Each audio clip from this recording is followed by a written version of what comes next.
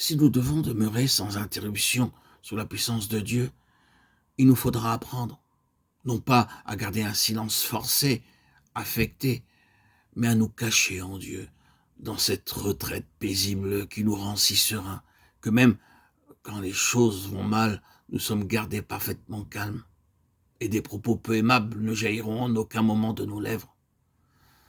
Ne pas éprouver le besoin de parler aux autres de notre expérience, des torts qu'on nous a faits ou de nos œuvres, c'est un des signes d'une marche profonde avec Dieu.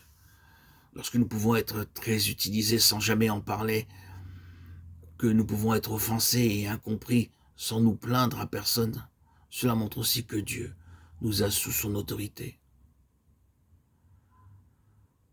Lorsque nous allons à des assemblées, à des réunions, nous venons pour rencontrer Dieu. Peut-être que nous l'avons connu comme Jacob, le Seigneur en apparence éloigné dans le ciel, et nous, sur la terre, le regardant, le cherchant, et comme Jacob, élaborant des plans et combinant pour aider Dieu à accomplir ses desseins en nous.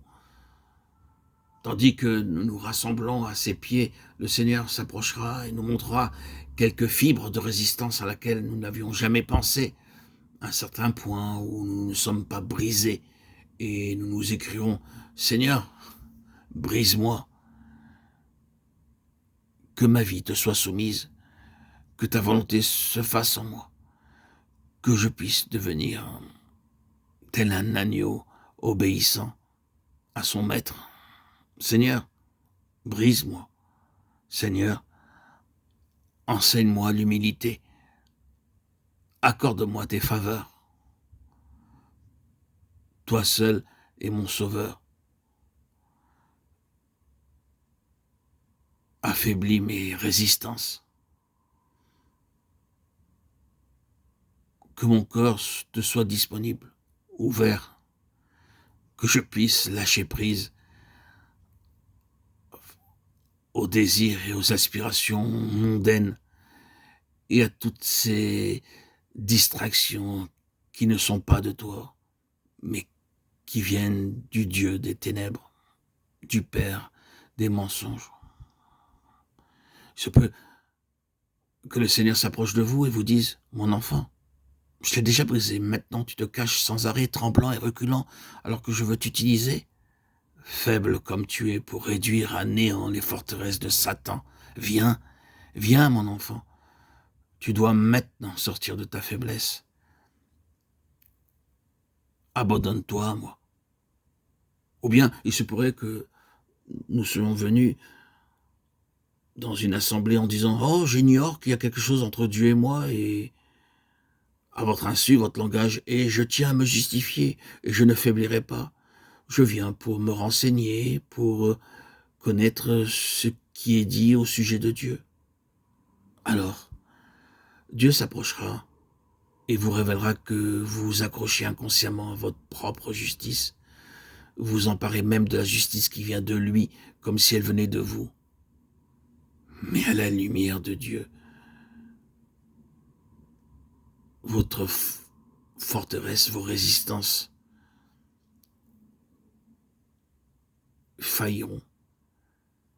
Et vous écrirez avec un immense soulagement « Oh, mon Dieu, j'ai horreur de moi. » Peut-être êtes-vous un des messagers du Seigneur et cependant vous devez confesser que vous ne savez pas pourquoi vous demeurez d'une manière intermittente sous l'onction de Dieu.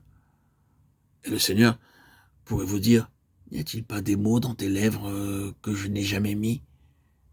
Et vous de répondre « Seigneur, ce n'était pas de mauvaises choses, mais n'as-tu pas parlé de ton expérience plus que tu n'aurais dû ?» Oh oui, Seigneur, je n'avais pas pensé à cela. Je vois le danger d'attirer l'attention sur moi. Alors il devra encore vous dire « Il est vrai que je t'ai utilisé. N'as-tu pas trop parlé à ce sujet ?» Oh oui, Seigneur, je l'ai fait.